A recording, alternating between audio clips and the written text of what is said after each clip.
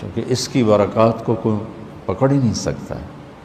آج سارے شیطان قید ہو گئے، چاند نظر آیا شیطان غائب ہو گئے، قید ہو گئے۔ تصفد فیہم مردۃ الشیاطین، بڑے بڑے شیطان قید ہو جاتے، اس لیے تو نمازی بڑھ جاتے، وہ پھر آہستہ آہستہ گھٹ جاتے ہیں کہ وہ ایمان کی اتنی طاقت نہیں ہوتی کہ وہ چل سکیں، لیکن ایک دفعہ جب وہ چھوٹتے ہیں شیطان سے تو سیدھے مسجد میں آتے ہیں۔ دوسرا کیا ہوا؟ جنت کو دھونی دی جانے لگی، جنت کو سجایا جانے لگا روزے رکھنے والوں کے لیے۔ تیسرا کیا ہوا کہ ساری جاندار مخلوق روزہ رکھنے والوں کے لیے دعا میں لگ گئی، دعا میں مشغول ہوگی۔ چوتھا کیا ہوا؟ روزے دار کے منہ سے جو ایک سمیل آتی ہے خالی معدے کی، وہ اللہ تعالیٰ کو مشک سے زیادہ اچھی لگتی ہے، پسندیدہ ہوتی ہے۔ اور پانچواں کیا ہوا کہ اللہ تعالیٰ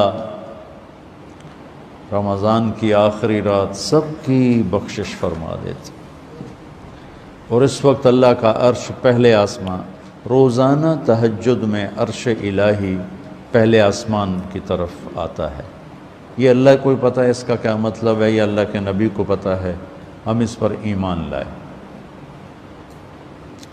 رمضان میں عرش الہی پہلے آسمان پر ہوتا ہے، اور پورا مہینہ پہلے آسمان پر ہی ہوتا ہے۔ جہنم کے دروازے تالے لگا دیے گئے، جنت کے دروازے تالے کھول دیے گئے۔ پہلی امتوں کو ان باتوں میں سے ایک بات بھی نصیب نہیں تھی، ان کے لیے رمضان اور غیر رمضان ایک طرح تھا۔ فضیلت ملتی تھی، لیکن جیسے ہمیں اسپیشل خصوصی پیکج نہیں ہوتا، یہ فون والے پیکج نکالتے ہیں، تو میرے اللہ نے اس امت کے لیے خصوصی پیکج تیار کیا ہماری بخشش کے لیے۔ ہمیں رات کی نماز عطا فرمائی قرآن سننے کے لیے، چونکہ اللہ نے قرآن کو باقی رکھنا ہے۔ تو رات زبور انجیل تو ٹیمپریری کتابیں تھیں، اس لیے وہ مٹ گئیں، ان کے ترجمے پائے جاتے ہیں۔ اصل بائبل کیا تھی خود بائبل والوں کو نہیں پتہ، اصل تورات کیا تھی تورات والوں کو نہیں پتہ، وہ اصل لینگویج ختم ہو گئی۔ تو قرآن ایک واحد کتاب ہے جو اپنی اصل کے ساتھ موجود ہے۔ تو آپ کو ایک فضیلت یہ حاصل ہے کہ آپ روزے رکھیں گے، دوسری فضیلت یہ حاصل ہے کہ آپ اللہ کے راستے میں رہیں گے، تیسری فضیلت یہ ہے کہ آپ علم کی طلب میں رہیں گے۔ تو اس سے خوبصورت رمضان کسی کا نہیں ہو سکتا۔ یا جو اللہ کی راہوں میں دھکے کھا رہے ہیں، کوئی پیدل چل رہا ہے، کوئی اونٹ سراؤں میں چل رہا ہے، کوئی سفر کر رہا ہے، یا آپ ہیں جو گھر کو چھوڑ کر اللہ کا دین سیکھنے کے لیے جمع ہیں، آپ کا رمضان انتہائی عالی شان رمضان۔ اور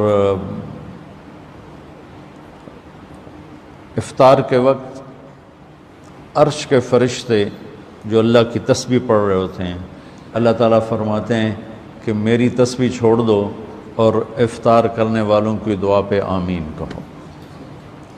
تو جب لوگ اکٹھے ہوتے ہیں افطاری کے لیے، حرمین میں بڑا ایمانی روح پرور منظر ہوتا ہے دیکھنے والا، کہ لوگ وہاں اپنے دسترخوان لگاتے ہیں، پھر دوڑ لگاتے ہیں لوگوں کو پکڑنا، بھی آپ میرے دسترخوان، آپ میرے دسترخوان پر ہیں۔ چھوٹے چھوٹے بچے اور بڑے بڑے شیخ، ان کے مالدار رئیس نواب ٹائپ لوگ، وہ بھی نوکروں کی طرح بھاگ رہے ہوتے ہیں کہ آپ میرے دسترخوان، آپ میرے دسترخوان پر آ جائیں۔ دسترخوان زیادہ ہوتے ہیں اور لوگ باہر بھی ہوتے ہیں، بکھرے ہوتے ہیں، تو ہر ایک کی تمنا ہوتی ہے کہ لوگ میرے دسترخوان پر سارے آ جائیں۔ تو حرمین کی برکتوں کو تو خیر کوئی بھی نہیں پہنچ سکتا ہے، لیکن حرمین کی برکتوں کے بعد اللہ کے علم کو لینے کے لیے روزے کی حالت بہت اعلیٰ چیز، بہت خوبصورت چیز ہے۔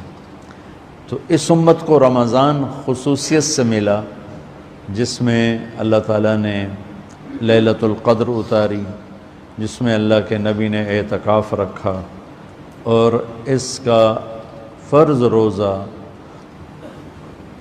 اس کی قیمت آپ اس حدیث سے لگائیں، لو ان رجلا صام یوما تطوعا ثم اعطی ملء الارض ذهبا لم يستوف ثوابه دون یوم الحساب۔ جس شخص نے نفل روزہ رکھا اور اس روزے کے بدلے میں پوری دنیا سونے سے بھر کے اس کو پیش کی گئی، کہ آپ کا نفل روزہ ہے نا، اس کا یہ صلہ ہے، ساری دھرتی سونے سے بھر کے، تو میرے نبی کا فرمان ہے یہ سونے سے بھرا ہوا جہان بھی اس روزے کا بدلہ نہیں بن سکتا، اس روزے کا بدلہ اللہ ہی دے گا۔ تو اب آپ بتائیں فرض روزے کی قیمت کیا ہوگی؟ تو اب دعا کرو اللہ پوری امت کو روزے رکھنے کی توفیق۔ اللہ تعالی ہمارے سرحد کے بھائیوں کو جزائے خیر دے۔ پٹھان روزہ نہیں چھوڑتے، بہت کم، وہ نماز نہیں پڑھتا ہوگا لیکن وہ مر جائے گا روزہ نہیں چھوڑے گا۔ یہ ان میں ہمارے ان بھائیوں میں خصوصیت ہے۔ پنجاب میں کچھ روزہ رکھتے ہیں، زیادہ نہیں رکھتے۔ سندھ میں برائے نام ہے، اور آگے بلوچستان میں کسی کو پتہ ہی کوئی نہیں ہوتا، بلوچوں کا جو بروہی علاقہ۔ تو آپ لوگ دعا کرو، آپ اللہ کے راستے میں ہو، کہ اللہ پورے ملک والوں کو بھوک کا خوف نکال دے، پیاس کا خوف نکال دے۔ اس لیے تو اللہ تعالیٰ فرماتا ہے کہ روزے کا بدلہ میں خود ہوں۔ نماز پڑھو جنت، حج کرو جنت، عمرہ کرو، ذکر تلاوت جنت، تبلیغ، جہاد، تصنیف، تالیف، ذکر، بندگی جنت۔ روزہ رکھو تو اللہ کہتا ہے میں مل جاتا ہوں، روزے پہ اللہ مل جاتا ہے۔ الصوم لی وانا اجزا بہ۔ اور روزہ دو چیزیں پیدا کرتا ہے، صبر اور تقوی۔